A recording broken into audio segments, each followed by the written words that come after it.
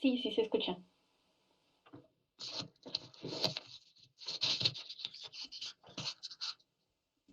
Bueno, eh, bienvenidos al grupo interesante de aquí de la Universidad Nacional de Colombia. Mi nombre es Ana María Zuleta Monsalve. Hoy les voy a hablar de los apoyos en población pediátrica. Acompañándome está la R1 de Pediatría Clínica de la Universidad Nacional, que es Valeria Ramírez. Pues si tienen alguna duda durante la charla, pues la escriban en el chat y al final de la charla, pues ella y yo las estaremos respondiendo. Durante esta charla vamos a tener un par de casos con unas preguntas. La idea es que pongan sus respuestas en el chat para que las estemos socializando entre todos. El primer caso es en enero. Un paciente de 10 años, procedente de 2 quebradas, es admitido al hospital con una historia de 4 días caracterizada por fiebre. La madre refiere cuantificación de la fiebre en 38.9 grados Celsius, que se ve con acetaminofén, pero recurre con el tiempo. Aparte de eso, presenta una cefalea holocraniana opresiva de intensidad 4/10, intermitente, malestar general y una historia de un episodio de epistaxis diario en los últimos 2 días. Pues no recuerda la cantidad. El paciente vive en Dos Quebradas, sin embargo vive en una de visita a Bogotá antes de ser traído al hospital, pues 4 días antes. Los síntomas aparecieron mientras viajaba en un bus de la empresa Bolivariana a Bogotá. El paciente no recuerda haber sido picado por mosquitos o pulgas ni ninguna roncha, o lesión asociada a estos picaduras. En el examen clínico se evidencia hiperemia conjuntival, enrojecimiento de la lengua, dolor articular, pues mientras dolor articular, hepatosplenomegalia y el rash no se evidencia. Es importante pues tener estos últimos 3 hallazgos que son negativos. En cuanto a los paraclínicos, tenemos que tener unos leucocitos de 2500 por microlitro, un conteo plaquetario de 32.000 plaquetas en microlitro y un nivel de hematocrito en bueno, se realizó una ecografía abdominal que reveló ascitis y el curso clínico de la enfermedad se muestra en la figura que encontramos a la derecha, donde vemos que cuando el hematocrito disminuye, el conteo de plaquetas aumenta. Y también vemos esta fiebre intermitente que la mamá nos refería.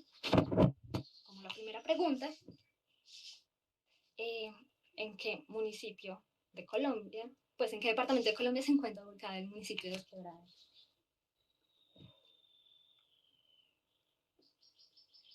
Pues nada, leo sus comentarios en el chat.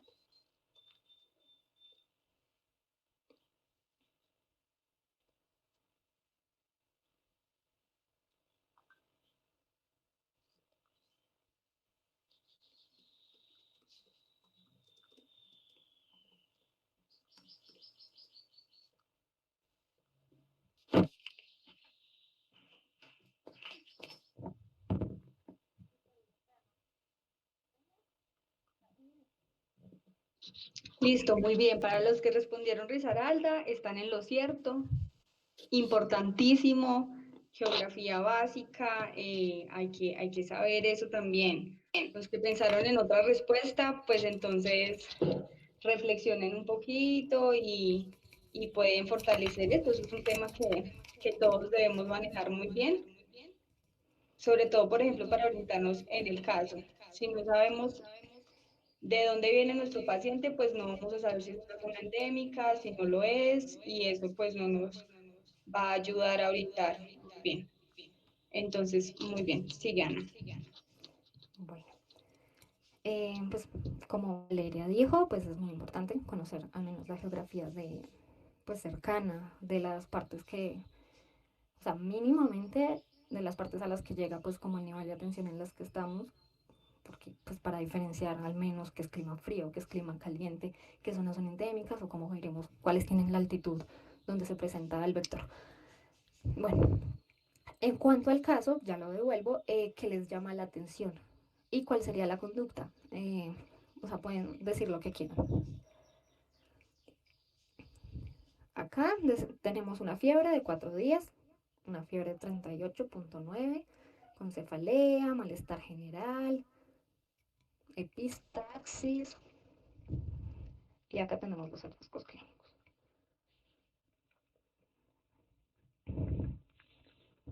Es importante resaltar que este caso clínico lo sacamos de un caso clínico reportado y pues quisiéramos que ustedes nos den al menos el diagnóstico. ¿Qué creen ustedes que puede ser? Hay muchas opciones diagnósticas, puede ser una enfermedad infecciosa, puede que no, tiene enrojecimiento de la lengua, ¿qué puede ser? Al menos unas 3 respuestas pues para seguir.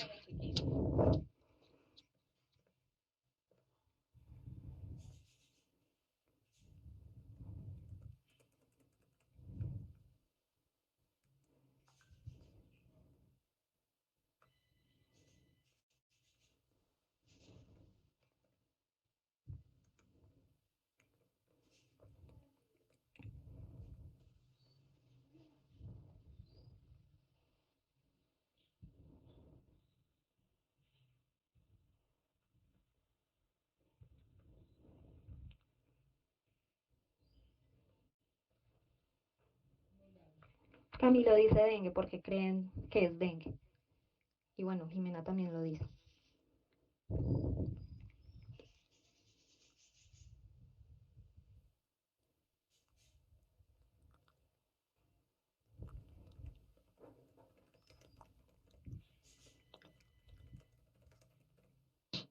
Sí, Cristian, tienes toda la razón.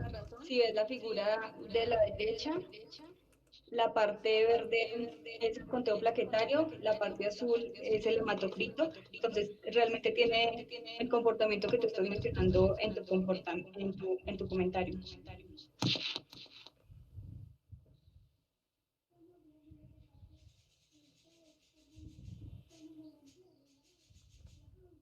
¿Alguien nos quiere decir por qué cree yo que es dengue? Pues aparte de lo que ya Valeria y Cristian nos dijeron de los hallazgos en el cuadro hemático.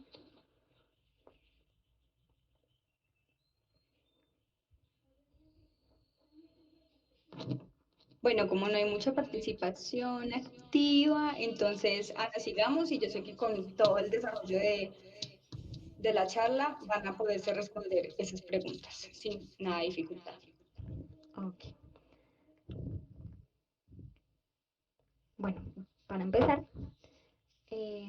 quisiera responder la pregunta de qué son las arbovirosis. Entonces, las arbovirosis son un grupo de enfermedades producidas por virus que pues tienen en común que son transmitidas por un vector, pero de tipo artrópodo. Bueno, en el mundo hay más de 500 arbovirosis, o sea, pertenecen principalmente a estas 5 familias que hay. No todas las arbovirosis, no todas las 500 le dan a los humanos. El 25% de estas, que se vendrían siendo como 125 tipos, le dan a los humanos. Hoy pues solamente hablaremos de las 4 que pues dije inicialmente. Bueno, las 4 de las que vamos a hablar tienen en común que se transmiten por el Aedes en territorio nacional, principalmente la Aegypti, pero también hay otras especies como el Arbopictus. Bueno, para empezar, vamos a hablar del dengue. El dengue es causado por un virus de la familia Flavivirus, del género Flavivirus de la familia Flaviviridae. Se han reconocido 5 serotipos. Recuerden que cada serotipo no crea inmunidad hacia otro, entonces a mí me puede dar dengue 5 veces. El periodo de incubación del dengue gira de alrededor de 7 días, pero puede oscilar entre 3 y 14 días. En cuanto al vector, como ya les dije, es el Aedes aegypti. Es importante que solamente la hembra pica, y para que una hembra pueda, o sea, durante el ciclo tenemos un mosquito infectado, pica a una persona sana. Esta persona se demora 7 días en desarrollar la viremia. A partir del día 7 hasta el día 14 es el periodo que ahí dice bien. En este periodo, si otra hembra de la Aedes aegypti llega a picar a este humano infectado, ahora esta hembra se vuelve transmisora del virus por el resto de su vida. El promedio de vida de una hembra de este género es más o menos 10 días, pero puede llegar hasta 40. El 90% del territorio nacional que está bajo los 2.200 metros sobre el nivel del mar tiene presencia de este artrópodo. En cuanto a la epidemiología, para la semana 16 del 2020, que esto era hasta la semana pasada, hasta el 18 de abril, se notificaron 1.686 casos probables de dengue, 783 de esta semana y 903 de otra semana. Pues durante el 11 al 18 de abril se presentaron 783, antes otros 903 que no habían notificado. Pero durante todo el año se han presentado 46.266 casos de dengue. Acá podemos ver que el territorio más afectado es el Valle del Cauca.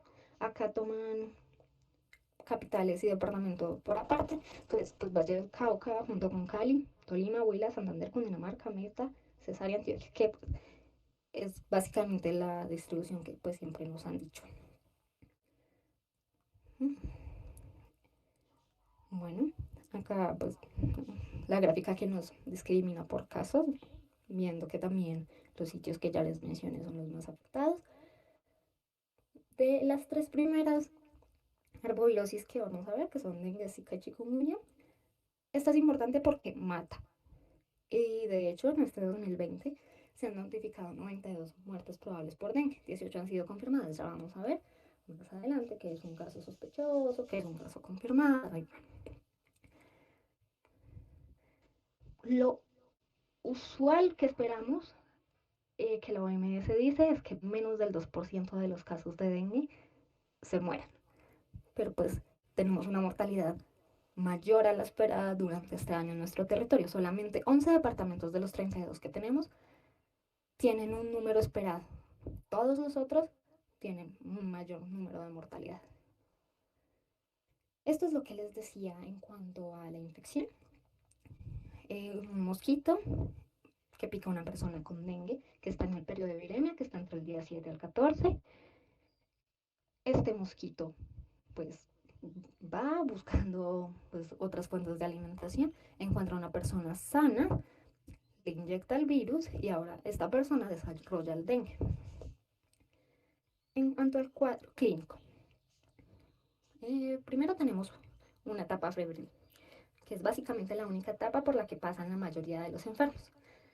Esta etapa es variable en duración. Generalmente no excede una semana. Y, o sea, el mosquito me picó, más o menos del quinto al décimo día empezó a presentar fiebre. Es como que muchos sucesos eh, suceden de forma paralela. El día 0 vendría siendo el día que el mosquito me pica, el día 5 empiezo a desarrollar fiebre, pero del día 0 al 7 pues todavía no puedo transmitir la infección. Pero a partir del primer día, que pues como les digo es del 5 al 10 que empiezo a manifestar síntomas, es como la etapa que nosotros podemos considerar crítica entre el día 4 y el día 6 a partir de que presento síntomas, porque el paciente se nos puede complicar. Bueno, entonces, prosiguiendo con la etapa febril, se caracteriza por una fiebre alta, puede caer durante el proceso de curación o puede sugerir agravamiento del cuadro, pues, o sea, si persiste por más o menos una semana. Y pues se eleva aún más si, pues al inicio de la complicación de la etapa crítica. En cuanto a la etapa crítica, esta coincide con la extravasación del plasma. Eso es importante porque pues entonces se nos extravasa el plasma, el paciente entra en una concentración, que aquí es donde pues aumenta el hematocrito,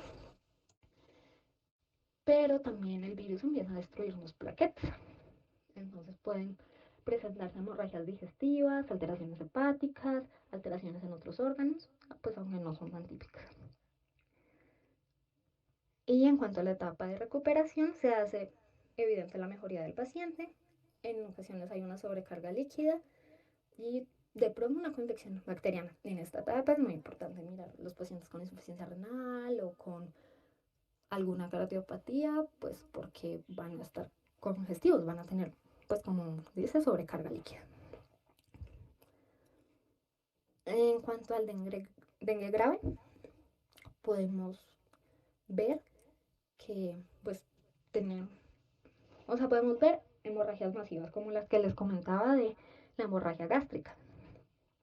También una coagulación intravascular diseminada, edema pulmonar no cardiogénico, fallo múltiple de órganos por el síndrome de hipoperfusión-reperfusión. También tenemos unas formas atípicas como la encefalitis, la miocarditis, la hepatitis. Esta hepatitis conduce a fallo hepático agudo. También podemos tener una nefropatía, la cual también puede derivar en una insuficiencia renal aguda. A la derecha vemos una tabla con los criterios para diagnosticar estas formas atípicas de dengue. Bueno,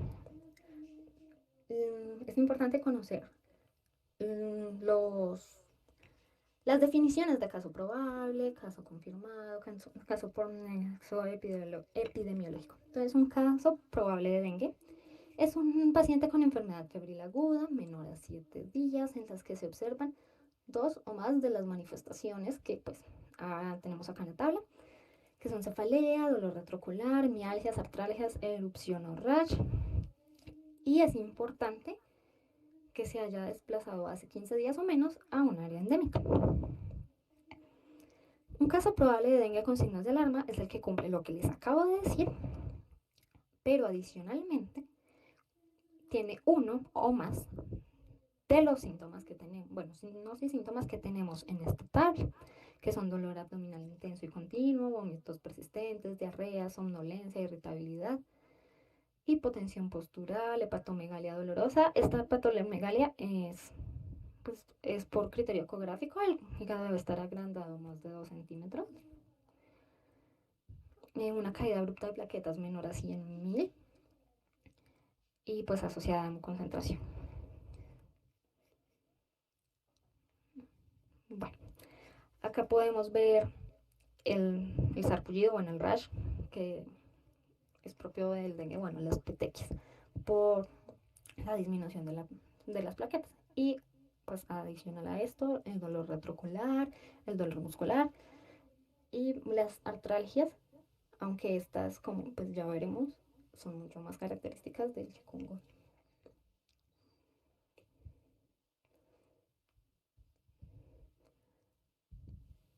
Bueno, creo que se me perdió una diapositiva. Allí les explicaba el caso probable de dengue grave, que es que cumple cualquiera de las manifestaciones graves de dengue, que pues ya les mencioné que es una extravasación severa del plasma, ya que esta conduce a un síndrome de choque por dengue y probablemente, no en todos los casos, a una dificultad respiratoria, hemorragias severas o daño grave de órganos, con los criterios de la tabla, de esta tabla, que serían las transaminasas mayor a 1000, una colecistitis litiásica, insuficiencia renal aguda y bueno, afecciones en otros órganos. En cuanto al caso confirmado de dengue, es un caso que ya teníamos como probable de dengue, pero que tenemos pruebas de laboratorio que nos lo confirman. Pues las que dicen las guías del ministerio son las serológicas IgM, o pues es el aislamiento viral por una PCR retrotranscriptasa. O pues el nexo epidemiológico, en este caso también nos confirma un caso de dengue. ¿Cómo es lo del nexo epidemiológico? Bueno, acá estaba la diapositiva. Es que yo vivo a menos de 200 metros a la redonda de un caso que 21 días antes fue confirmado por dengue. O tal vez el dengue no lo habían confirmado, digamos, yo voy al hospital, voy con mi cefalea, con mi fiebre, mis petequias, y no saben qué tengo. Pero luego resulta que llegan los laboratorios del Instituto Nacional de Salud en Bogotá, a mi pueblo, y resulta que el vecino pues tenía dengue. Entonces a mí, pues ya me ponen como un caso confirmado por nexo epidemiológico. Pero pues mientras esos resultados no se demoren más de 21 días, o sea, son 21 días tanto como pues en el pasado como 21 días a partir de que yo presente los síntomas. Bueno, acá esta tabla pues resume lo que les acabo de decir. Bueno, el tratamiento lo enfoqué mucho pues acorde a la IEPI para nuestra población pediátrica. Entonces distribuimos a los niños en tres grupos que vendrían siendo sin signos de alarma de dengue, con signos de alarma o pues con signos de alarma y severidad. Entonces, los signos de alarma de dengue, pues acá están, que son el dolor abdominal intenso y continuo, vómitos persistentes, hipotensión postural, pérdida de líquidos al espacio extravascular. No sé si recuerdan que el niño del caso clínico presentaba citis, sangrado de mucosas, disminución de la diuresis, disminución repentina de la temperatura, incluso hasta la hipotermia. Ser un niño menor de 5 años, pues o tener una enfermedad crónica o pues probablemente los que ya pasaron por pediatría saben que nosotros nos hacemos mucho énfasis en esto de que si el paciente vive muy lejos, es muy difícil que vuelva, no puede cumplir con el control de venir a los 3 días, o si tiene una urgencia pues va a demorar en llegar, mejor dejarlo hospitalizado. O bueno, ahí no lo dice, pero a los mayores de 65 años también deberíamos bueno, darles manejos de dengue con signos de alarma. Entonces, si el paciente no tiene signos de alarma, le doy abundantes líquidos por vía oral. ¿Y qué clase de líquidos? Los que no toleren jugo, yogur, leche incluso, reposo en cama, darle acetaminofén. Es importante, a los niños menores de 5 años no se les da dipirona. Y en el dengue hay que evitar al máximo administrar medicamentos por vía parenteral. Tampoco podemos dar ningún AINE. Y bueno, también hay que enseñarle a la mamá o bueno, a la acudiente los signos de alarma para reconsultar, que son los que ya les mencioné, que están en la próxima diapositiva. Eh, y pues las medidas preventivas específicas, súper importantes estas medidas, sobre todo en la fase de la viremia, pues puede que el mosquito ya lo haya picado antes de que consultara, pero si no, pues digamos que es como el granito de arena de este caso para impedir que el dengue se siga transmitiendo. Bueno, ahora si nuestro niño tiene dengue con signos de alarma, primero mandar el segundo nivel de atención. Esto de normas de estabilización y transporte refiera, ahorita se los digo al final, debemos iniciar la hidratación con cristaloides, no importa si es lactato o solución, y no importa si la solución también tiene dextrosa, a 5 a 10 mililitros por kilo hora. Si mejora, disminuir líquidos según estado. Esto, pues ahí más o menos dice, bueno, les voy a explicar cómo es. Le damos un bolo y luego le damos el cristaloide como dice ahí. Luego si el niño mejora, lo empezamos a bajar de 7 a 5 durante 2 horas, luego de 5 a 3 durante las siguientes 4 y luego tratamos de mirar si solamente por vía oral conseguimos la rehidratación. Bueno, si el hematocrito disminuye, indica sangre en un grado y necesidad de transfusión urgente. Y si no mejora, pues iniciar inotrópico. Pero pues esto ya es en el dengue grave. Bueno, acá estaba lo que les estaba explicando de los signos de alarma. También es importante tomar un cuadro hemático cada mínimo 12 horas, pero si puedo cada 6 mejor, porque pues entre más caiga mi nivel de plaquetas y entre más concentrado esté, pues digamos que esto más me alerta de que, oh, sí, el paciente se está empeorando.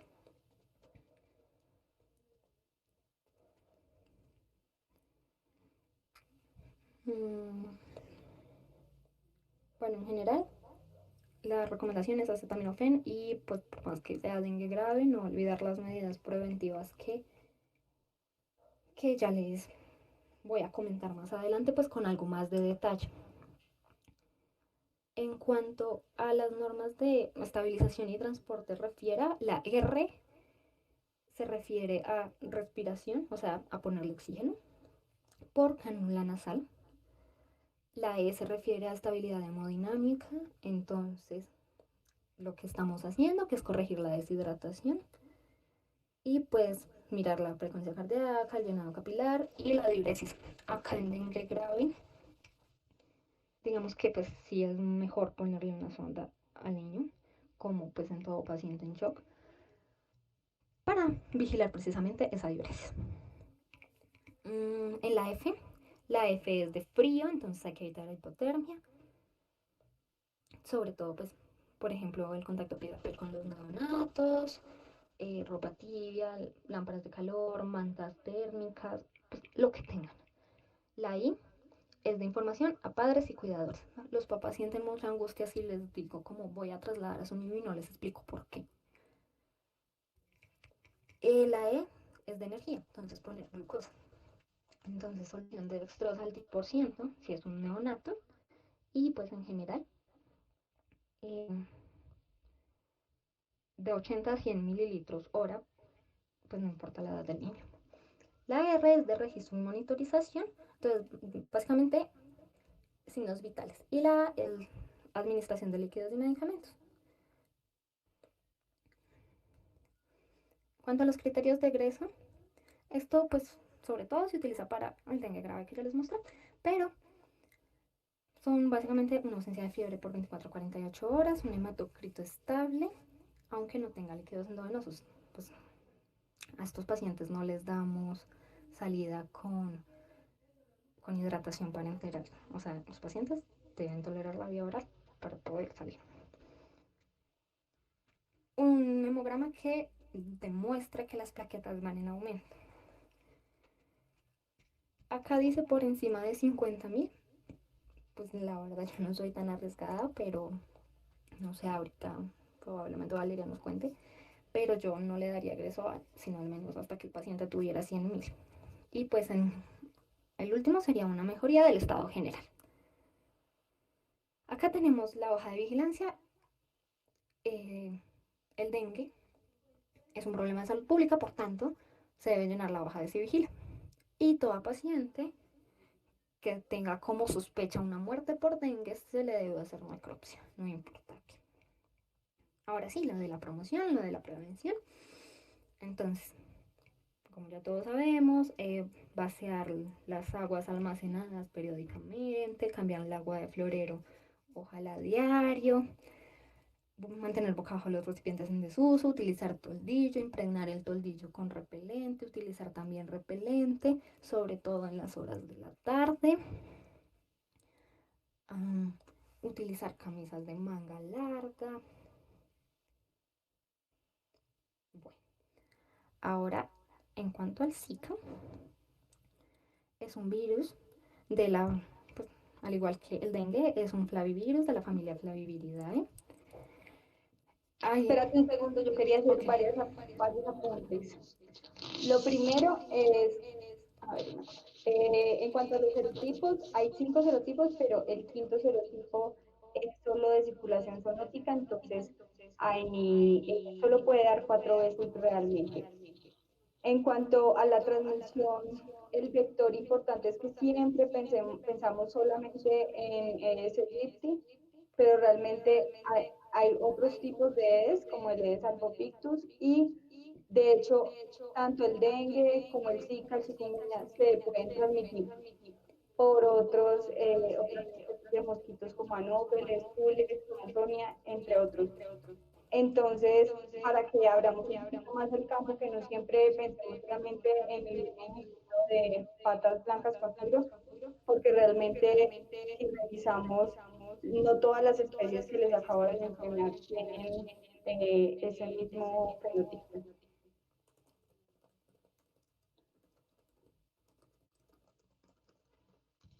¿Ya? Y en cuanto a la clínica, pues realmente lo que les mencionó Ana está muy bien. Importante tener muy claros los signos de alarma. Importante saber que el término dengue hemorrágico ya no existe, eso se murió hace demasiados años. Se utiliza solo término dengue grave para hacer la confirmación de casos y utiliza pruebas de laboratorio. O sea, un caso confirmado solo es una prueba de laboratorio, el resto de casos que se tratan como casos probables.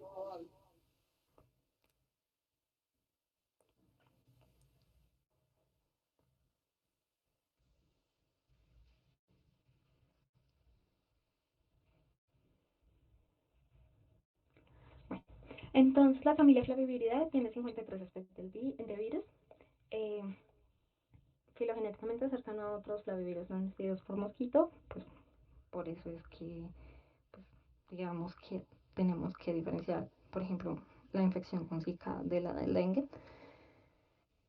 Se identificó por primera vez este virus en monos en Uganda en 1947, pero una infección en humanos, la primera fue también en Uganda, pero en el 52.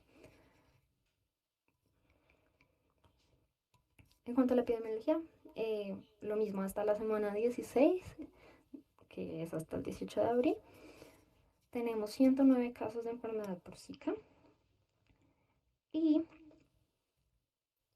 a la fecha se han confirmado 81 y pues 28 han sido sospechosos. Pues como veremos más adelante, pues al menos hasta donde yo consulté, donde vi, no tenemos como una prueba para, o sea, una serología para confirmar que sea Zika, o al menos no se utiliza de rutina, sino que pues es básicamente la clínica como la gran aliada para esto. La incidencia a nivel nacional es de 0.4 casos por cada 100.000 habitantes. Importante del Zika, que se puede transmitir de manera vertical, pues tiene otras formas de transmisión, pero como digamos que ahorita estamos hablando de niños, esto es como nuestra principal preocupación. También se puede por la picadura de mosquito, por contacto sexual, lactancia humana, transfusión sanguínea. En cuanto a la clínica, el 80% pueden llegar a ser asintomáticos, del mismo modo como el 80% pueden, no sé cómo explicarlo, como cursar con una forma grave. El periodo de incubación es de 3 a 10 días. Se caracteriza por un rash maculopapular, por fiebres, conjuntivitis, mialgias, artralgias. Pues estos son síntomas inespecíficos porque son muy generales.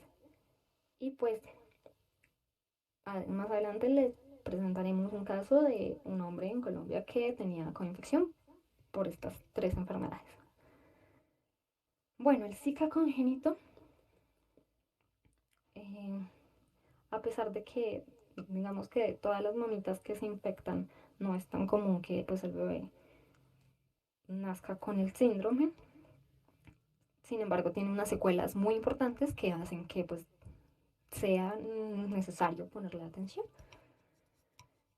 Eh, es un patrón de defectos de nacimiento eh,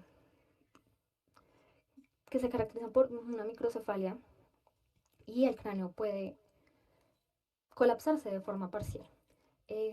Para los que no saben, la definición de microcefalia es una, o sea, la medida del cráneo que esté 2 desviaciones más abajo de lo normal para la edad. Un tejido cerebral disminuido con un patrón específico de daño cerebral. Y pues también podemos encontrar cambios en la pigmentación en la parte posterior del ojo, articulaciones con limitaciones en el movimiento, como el pie equinovaro, y algo que se llama artrogriposis o pues hipertonía. La artrogriposis es en más de 2 grupos articulares una rigidez. Entonces el Zika puede cruzar la barrera placentaria para infectar el feto en desarrollo. Esto nos ocasiona una muerte neuronal 96 horas post-infección. En modelos animales se han visto malformaciones corticales por genes relacionados con autofagia y apoptosis hiperactiva. Esto es un poco de lo que estaba hablando. ¿Qué podemos ver en la imagen? Bueno, Si vemos la quieres, yo te ayudo. microcefalia del bebé. Ok. Bueno, voy a devolverme un poquito en cuanto a lo que decía Ana de las pruebas serológicas, Jessica. Realmente sí existen varias pruebas. De hecho, ahorita vamos a ver un poco sobre cuáles son las indicaciones de la toma de algunas pruebas a las madres o a las estancias en las que nosotros sospechemos zika conjunto, porque es importante su confirmación en caso de que exista la sospecha.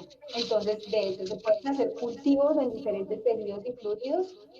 Hay PCR, como en todas, hay ELISA para detección de anticuerpos, y hay una prueba que se llama PRNT, que es una prueba de neutralización de reducción de plaquetas, que es útil para diferenciar entre diferentes arbovirosis y que se utiliza mucho en la sospecha de chikungunya, porque pues, es muy frecuente que se confunda con otras arbovirosis. Ana, si quieres apaga un segundo el micrófono y yo hablo aquí. Ok. Bueno, entonces, con esas imágenes lo que les queríamos mostrar era un poco la presentación clínica del Zika congénito.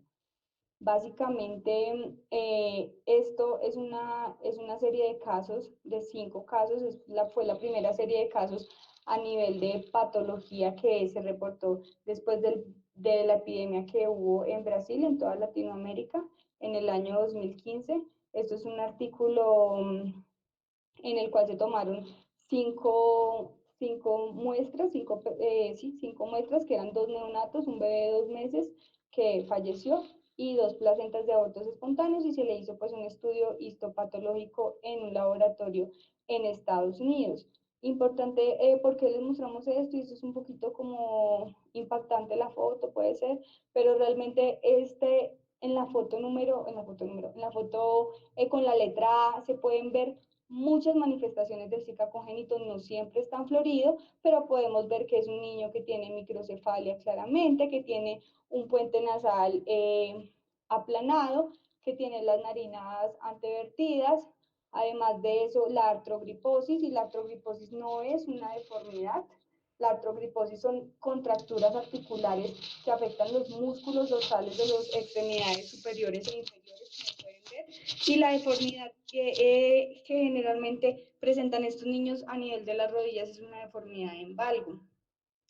Entonces, por eso pusimos la foto. Y en la foto C se puede ver pues la escoliosis, y en la foto D realmente pues es un poquito difícil aquí reconocer las, las alteraciones, pues porque es un corte del encéfalo, pero lo que les quiero mostrar ahí básicamente es la lisencefalia, que es una ausencia de las circunvoluciones normales del encéfalo, y que ese es uno de los hallazgos principales. Como les mencionó Ana, es muy común que la afectación a nivel encefálico cuando se da Zika congénito sea un trastorno de la migración neuronal, y los trastornos de la migración neuronal van a dar precisamente eso, alteraciones como la lisencefalia, como la ven aquí, paquiencefalia, y también puede dar esquisencefalia, que nosotros sospechamos que este encefalo lo puede tener a pesar de que el artículo no lo menciona, porque hay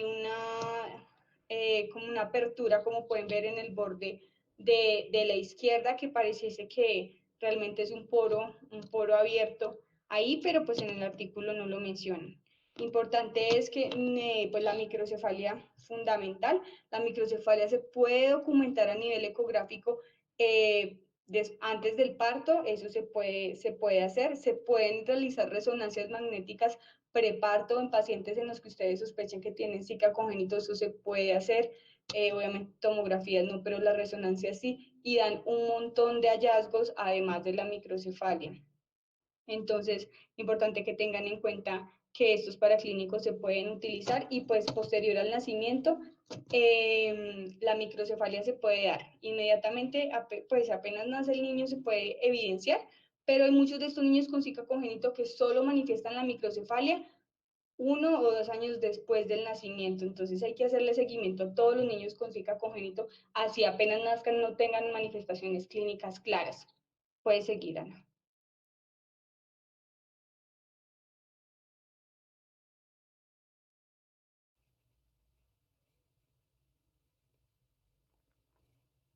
Mm,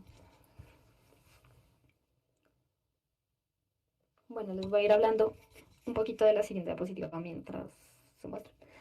Eh, el Zika congénito, hay como 5 cosas principales para decir que tenemos un síndrome de Zika, que es una severa microcefalia y pues el cráneo debe estar parcialmente colapsado. También una disminución del tejido cerebral con un patrón específico de daño como la lisencefalia que ya nos mencionaba Valeria. Daños en la parte posterior del ojo, eh, pues sobre todo en la mácula y un, un tipo de pigmentación como moteada en la retina. Eh, las contracturas congénitas, pues la artogriposis y una hipertonía que pues restringe el movimiento, pues, pero que se evidencia muy temprano en el nacimiento. En este estudio, pues, pues a Valeria a mí nos pareció importante porque pues es como población de nosotros. 79% de las mujeres que incluyeron en el estudio, pues para incluirlas, todas las mujeres debieron haber estado en gestación y reportar síntomas de Zika. 79.1% de ellas tuvieron rash, 55% fiebre y algunas de ellas, el 18%, tuvieron una PCR positiva para dengue. Pues el resto del storage de estas pacientes era necesario que fuera negativo. Los resultados de este estudio fue que el 2.4% de los recién nacidos tenían microcefalia. Ninguno de los recién nacidos presentó calcificaciones, pero uno de ellos tenía eh, algo que pues llaman en el documento como cleft palate. La traducción literal es labio paladar hendido. Y uno de los recién nacidos también tenía una nefropatía renal bilateral.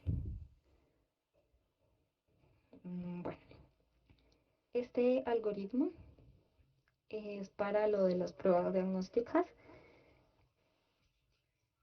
A las mujeres en las que se sospecha una infección congénita, pues para sus bebés con Zika, se les recomienda hacer cada 3 a 4 semanas un ultrasonido.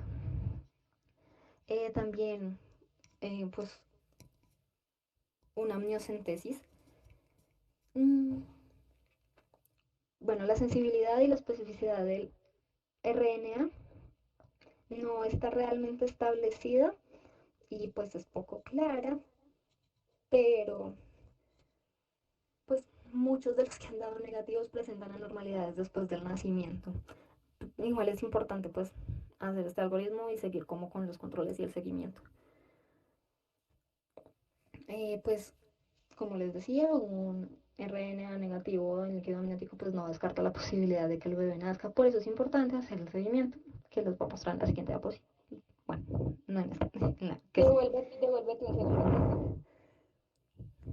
En ese algoritmo es un algoritmo de la OMS que es muy sencillo y que me parece que es uno de los mensajes más importantes de esta charla. Uno es que a quién se le hace la prueba, qué embarazada se le hace la prueba de chikungunya, a cualquiera en la que ustedes tengan cualquier tipo de sospecha de que pueda haberse infectado de chikungunya durante el embarazo. ¿Cuándo hago la prueba? Pues tan pronto cuando pueda. Lo ideal es que sean las primeras 12 semanas después del inicio de los síntomas, pero si no, igual haga las pruebas. ¿Y qué pruebas va a hacer? Dos pruebas importantes. El PCR, que es lo que aparece ahí como NAT, y el IgM, la serología IgM para Zika. Como pueden observar, hay tres posibles resultados. Que los NAT salgan positivos, ahí ya pues confirmamos que tenemos el diagnóstico. Si la PCR sale negativa, pero la IgM no es concluyente, entonces ahí sí tomamos los PRNT que les mencioné previamente, que nos van a ayudar a diferenciar si se trata de otro flavivirus. Y si los dos son negativos, pues descartamos el diagnóstico. Es importante para ustedes como médicos generales es que lo sospechen y que si lo sospechan, al menos indiquen las primeras pruebas, las pruebas iniciales, que es el PCR y si se puede la serología IgM. Si no, si solo pueden PCR, pues solo PCR. Idealmente las dos, PCR e IgM.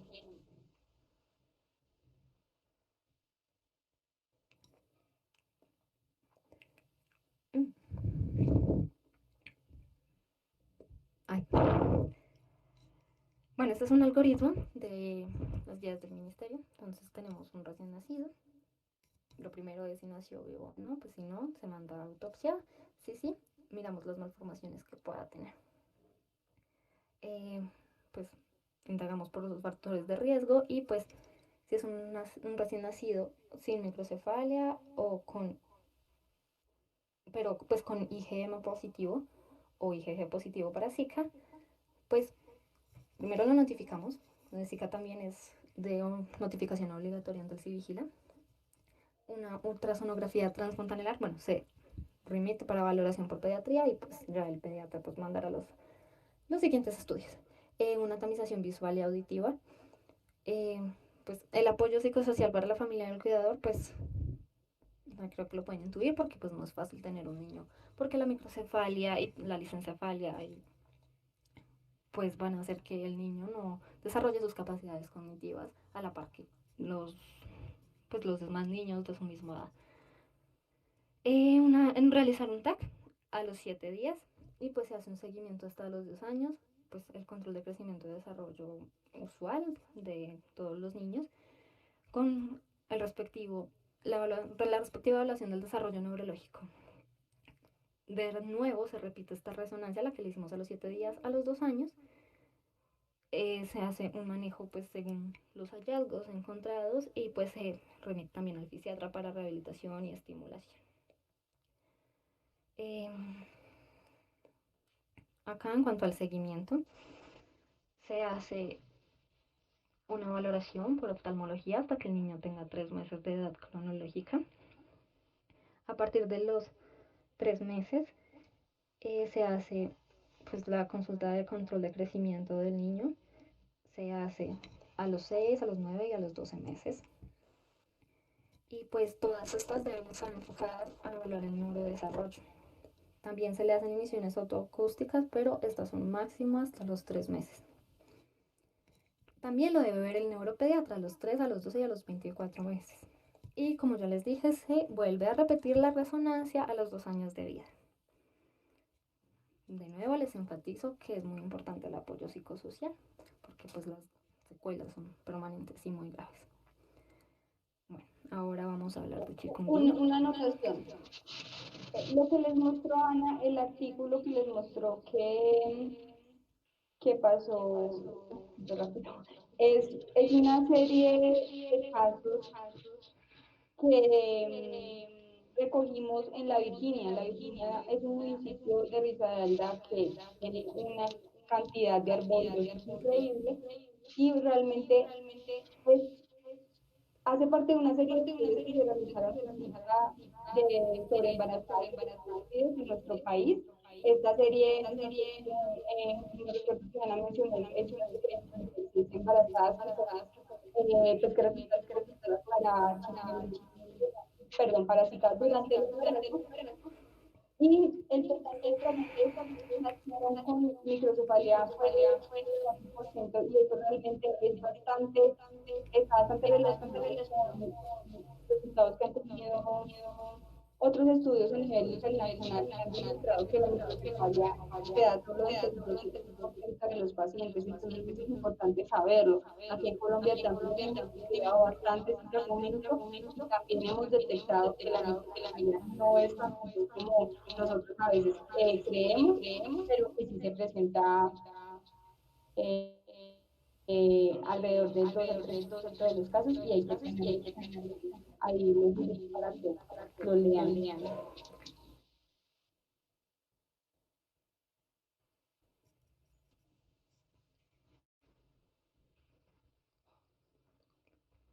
Bueno, el chikungunya es de la familia Tocaviridae.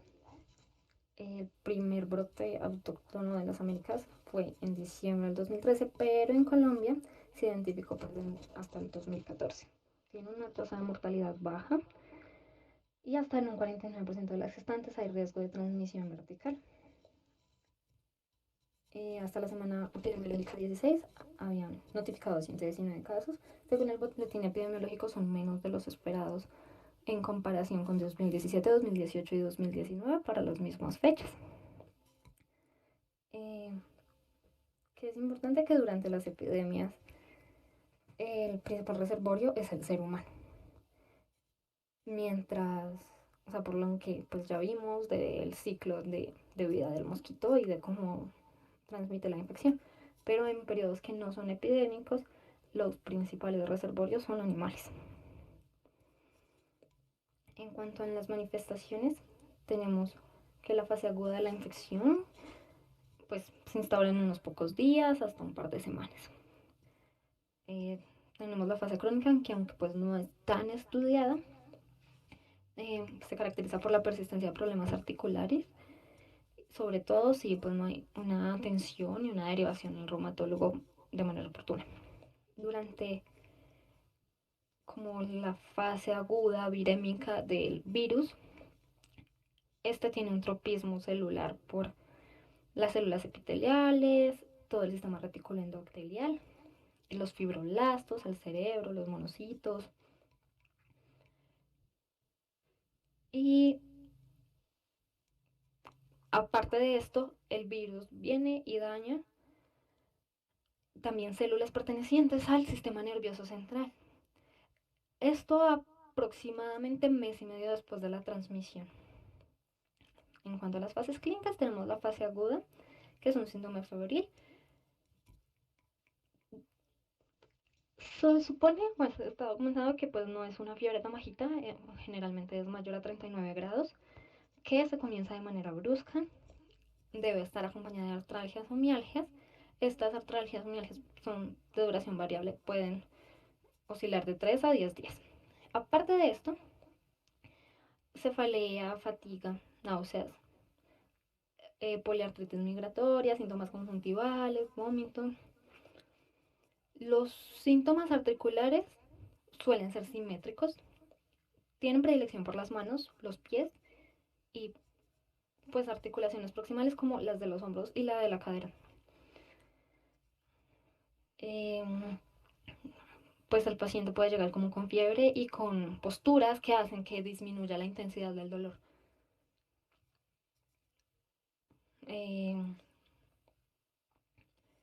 La fiebre puede remitir al tercer día y entonces en este momento nos aparecería un exantema maculopapular que comienza en el tronco, luego pasa a las extremidades, incluso puede llegar a afectar las palmas, las plantas de los pies y la cara. También se describe, pero pues no es tan usual, aparición de petequias y enantemas en la mucosa oral. Esto nos complicaría pues como un poquito el diagnóstico por lo que ya vimos del dengue.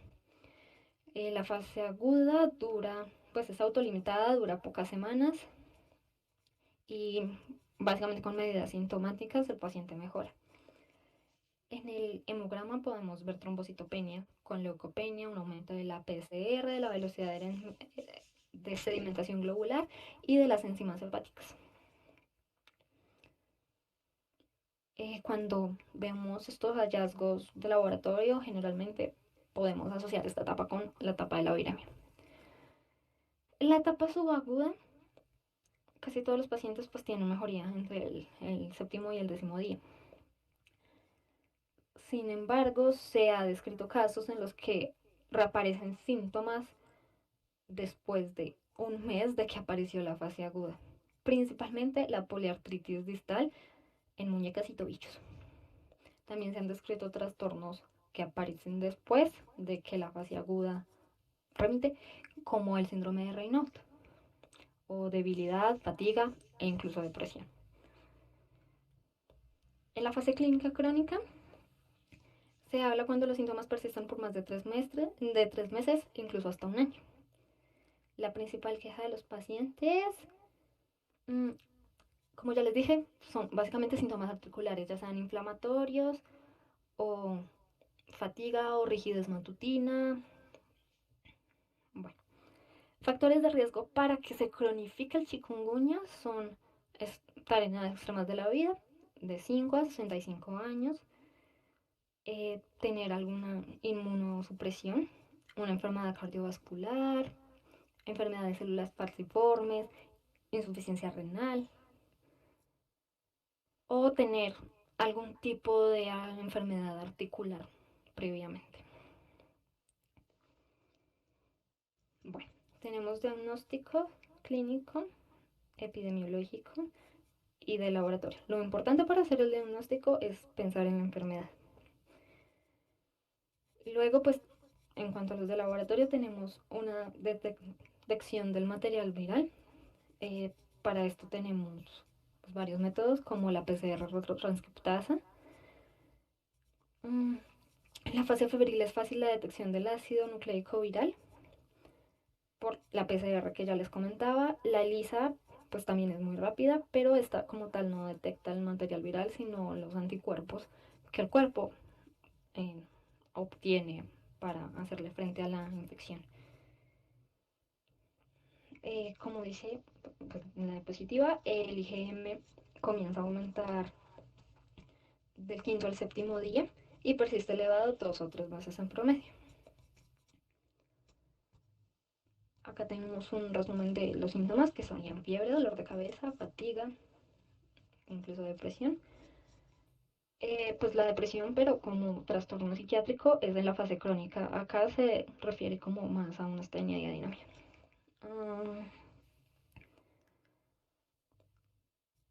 De nuevo, las medidas de prevención para dengue y para zika, que ya les comentaba previamente, aplican también para el chikungunya. Así que si hacemos todo esto de eliminar criaderos, aplicarnos repelentes, utilizar toldillos, pues estamos previniendo de una vez muchas enfermedades. Importante de el chikungunya, que es básicamente lo que nos hace el mayor diagnóstico diferencial con las otras dos que acabamos de ver, son estas artralgias. Este es un estudio también de la Virginia Risaralda, donde de las personas estudiadas que tenían chikungunya, de ellas 53.7% presentaron de manera crónica poliartralgia.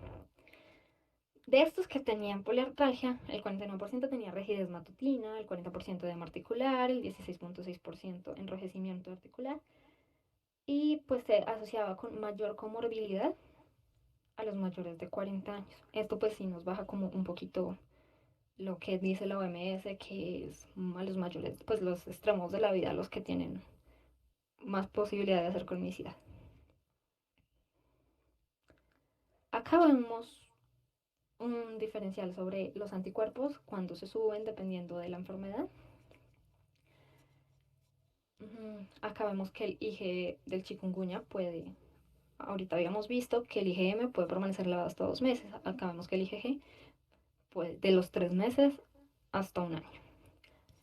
Y que el IgG del chikungunya pues como que sube de una manera mucho más abrupta. También el IgM del dengue y del chikungunya tienen como un pico donde, pues el pico de la viremia, donde es más fácil hacer el aislamiento ARN. En la tabla de la derecha vemos pues los signos y síntomas que hacen que podamos hacer un diferencial entre estas cosas, porque como se pudieron dar cuenta son síntomas muy generales, pues como la conjuntivitis, la cefalea, el dolor articular, el rash, la fiebre. Entonces el Zika, según la tabla, no cursa con tanta fiebre. Así como el Zika da edema, pero en el chikungunya y en el dengue no es esperable. Y lo que les decía, las artralgias son muy importantes en el chikungunya, pero en el dengue y en el Zika pues realmente digamos que deben ser de una intensidad menor y no tan generalizadas. Esto es el caso que les comentaba, es de un hombre de 49 años. El hombre vive en Sincelejo y pues llegó con una fiebre de 38 grados, una conjuntivitis bilateral, erupción maculopapular que era pruriginosa en la espalda, los brazos, por 4 días. Ahí fue como donde consultó. Antes de consultar, pues no tenía ni mialgias ni artralgias. Le tomaron muestras para dengue y salió positiva. Después le tomaron muestras para chikungunya que también salieron positivas. Este hombre había estado viajando por el Bolívar, pues por el departamento del Bolívar, porque es comerciante. Luego tomaron una muestra de suero para Zika, que inicialmente no fue positiva, luego la repitieron y fue positiva, pero mientras tomaron las dos muestras, hicieron un diagnóstico clínico. Aparte de lo que ya les dije de la fiebre, tenía debilidad general, tenía una taquicardia de 110 latidos. Él tenía hipertensión de 140/90, no tenía ningún hallazgo neurológico y tenía un fondo de ojo normal, pero también tenía una linfadenopatía cervical y edema en extremidades inferiores. También cursó con trombocitopenia, no presentó leucocitosis y la hemoglobina se encontraba en rangos normales, pero tenía hemoconcentración con un hematocrito del 55%.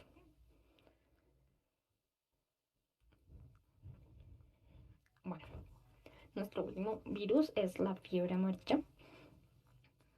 Como los dos primeros es de la familia Flaviviridae. Este virus se reproduce en el hígado y pues tiene una mortalidad de hasta el 80%. Como pues se produce en el hígado y nos da ictericia, pues por eso es que se le denomina fiebre amarilla. Pues tiene un amplio espectro de severidad. Al igual que el Zika, pues el 80% de las personas pueden ser asintomáticas, así como el 80% de las personas pueden morirse. No hay un tratamiento antivírico específico para la fiebre amarilla, pero de las enfermedades que hemos visto hoy es la única que tiene vacuna. La incubación varía de 3 a 6 días después de la picadura del mosquito. Hay como 3 ciclos de transmisión. En la selvática, pues son selvas tropicales, lluviosas, y pues están monos, y estos monos son el principal reservorio. Entonces son personas que van a la selva y pues se infectan con mosquitos que pues ya picaron monos que estaban infectados de fiebre amarilla, que pues sería como el caso del Amazonas. Una fiebre amarilla intermedia, que son mosquitos como semidomésticos, por decirles de algún modo, que van y merodean las casas, pero también hay como un clima medio húmedo o alguna selva, pero pues no tan cerca. Y este sería como el brote más frecuente en África. Y pues la fiebre amarilla urbana, que es que una persona infectada va, lo pica el mosquito y este mosquito viene e infecta a otra persona. O sea, que se diferencia como con la selvática de que pues el mosquito para empezar se infectó de otra persona y no de un mono. Bueno, tenemos un periodo de infección que es de inicio súbito con síntomas generales como todas las anteriores, que dura entre 1 y 5 días y además tiene glucopenia. Un periodo de remisión que es del tercer al cuarto día de la enfermedad y el paciente pues, presenta una mejoría transitoria. Y el periodo de intoxicación, que es donde predominan síntomas de insuficiencia hepatorenal. En todos los casos las aminotransferasas se elevan, pero la fosfatasa alcalina permanece normal o ligeramente aumentada. ¿Qué hallazgos se asocian con mal pronóstico? Una temperatura muy elevada al inicio de la enfermedad, un progreso rápido al periodo de intoxicación, o sea, que no respete como esta semana de los síntomas de la remisión y que la bilirrubina se suba. un trastorno hemorrágico severo con coagulación intravascular diseminada y una falla renal con necrosis tubular aguda, que adicionalmente se acompaña de hipotensión, choque, coma y convulsiones. El diagnóstico es complicado, principalmente cuando está en fases tempranas. En los casos más graves se puede confundir con paludismo, con leptospirosis, con virus de hepatitis, bueno, con dengue grave, o sea, dengue que produzca choque y hemorragias, incluso con intoxicaciones. En las fases iniciales también, como en todos los otros, se recomienda una PCR transcriptasa y en fases más avanzadas, detección de anticuerpos por ELISA. La vacuna. El 95% de las personas vacunadas van a desarrollar una inmunidad efectiva pues a las 2 semanas de haber sido vacunadas.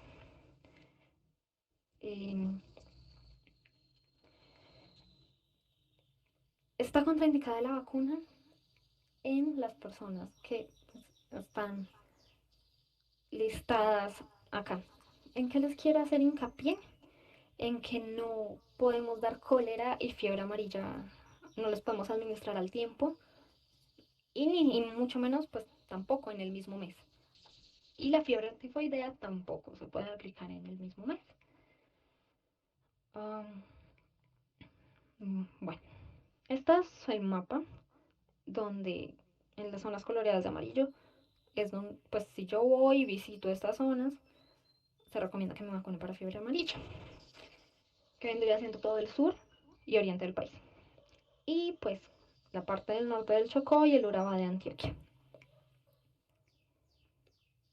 Acá tenemos el cuadro diferencial de las 4 enfermedades. Como podemos ver, tienen periodos de incubación muy similares.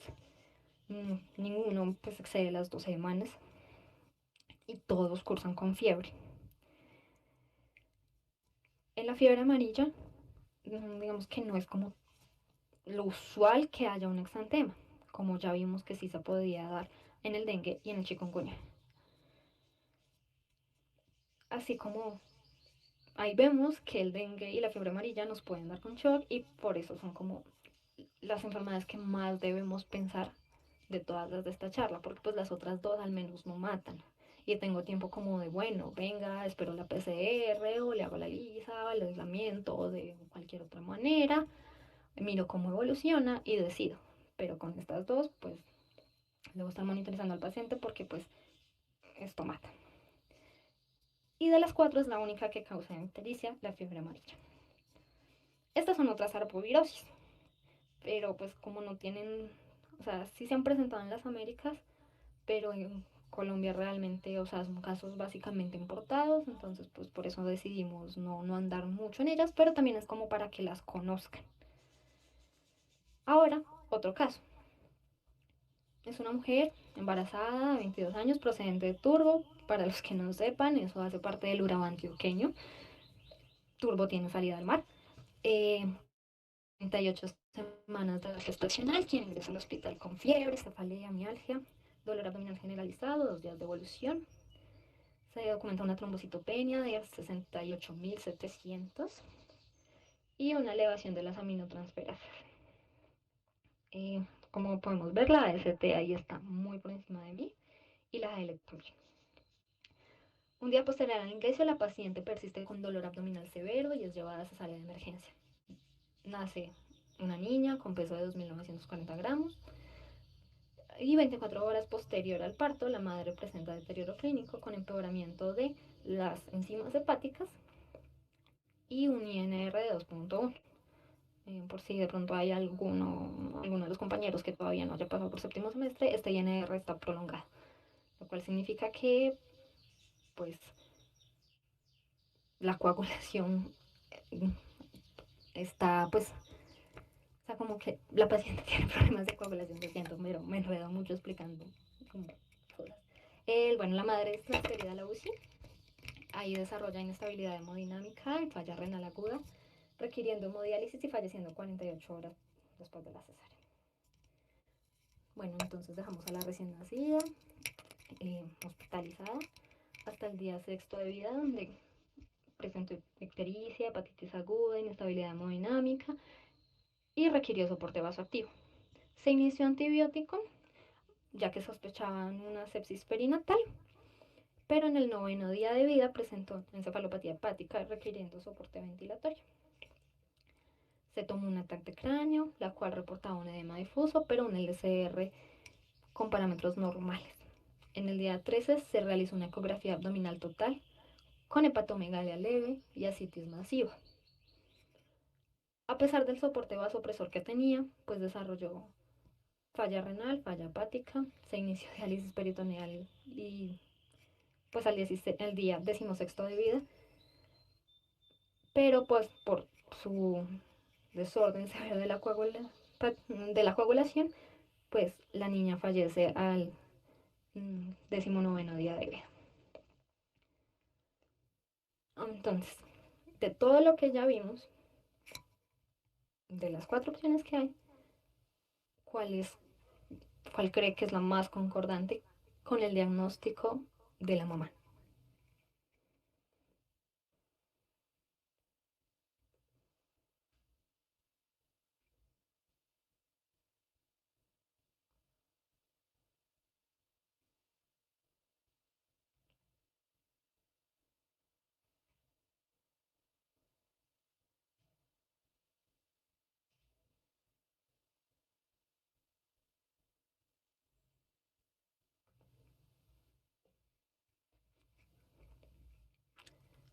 ¿Alguien en la charla quiere pues decirme por qué es dengue o por qué no es dengue, por qué es chikungunya, por qué no lo es?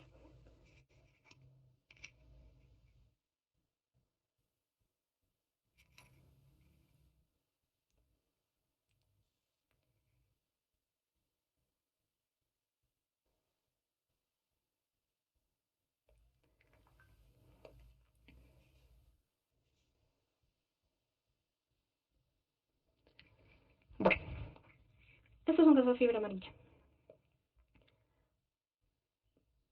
¿Qué es de lo primero que nos puede enfocar a esto? Pues primero tenemos los síntomas generales. Esa mialgia pues podría distraernos hacia otra cosa. Y ese dolor abdominal podría ser uno de los síntomas, de los signos de alarma de dengue. Sin embargo, pues también tenemos una trombocitopenia, entonces como, bueno, sí, dengue. Pero estas aminotransferadas están demasiado elevadas, entonces esto ya nos empieza a dar como no, bueno, esto va por otro lado. Se hace la cesárea, la paciente sigue en peor. Y como o sea, también el dengue, una de sus complicaciones puede ser esa falla renal. Pero digamos que todo este acúmulo de proteínas y la insuficiencia hepática puede hacer que derivemos más fácil cuando es fiebre amarilla en una falla renal. En cuanto a la recién nacida, con Valeria estábamos discutiendo de que sí hay fiebre amarilla con transmisión vertical. Realmente no es como que yo busque y digas, no, sí, la transmisión vertical es una forma de transmisión de fiebre amarilla, así como por ejemplo en el Zika, que pues eso ya se sabe. Pero sí hay estudios de caso donde, o sea, como donde sí manifiestan que pues el bebé puede tener alteraciones también hepáticas. En cuanto pues a la niña, esa hepatomegalia leve y esa ascitis,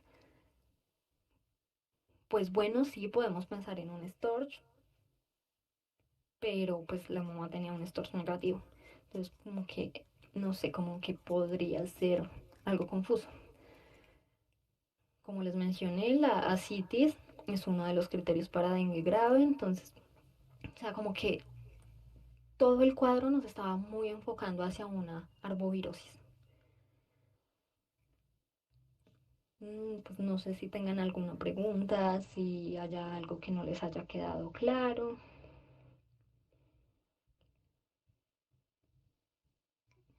No sé si alguien quiere tomar el micrófono y preguntar algo o escribirlo por el chat.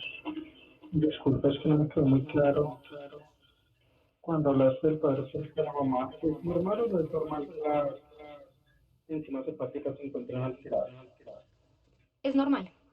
Como les mencioné durante la diapositiva, más de 1000 de las enzimas hepáticas, pues de la AST y la ALT, porque la fosfatasa alcalina pues permanece casi inalterada,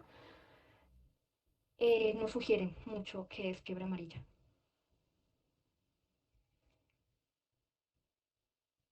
Gracias.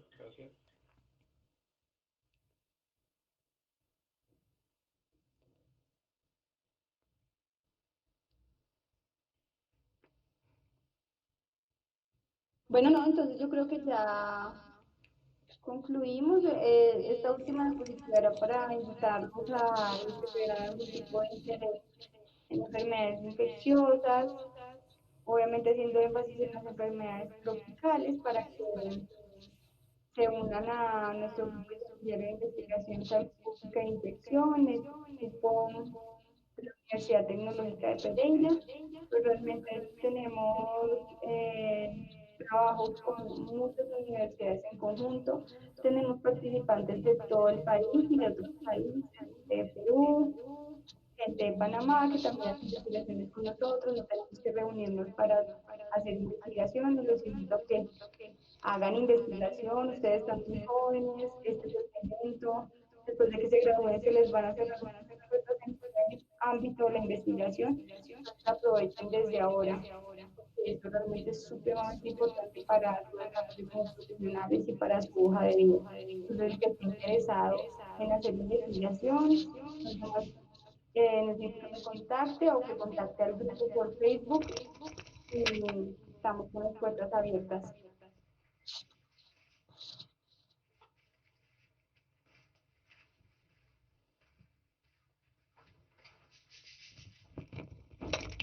Bueno, muchas gracias a los asistentes. Cualquier duda adicional la pueden escribir por el grupo de PIC y pues voy a estar dejando también la presentación allá. Y feliz año.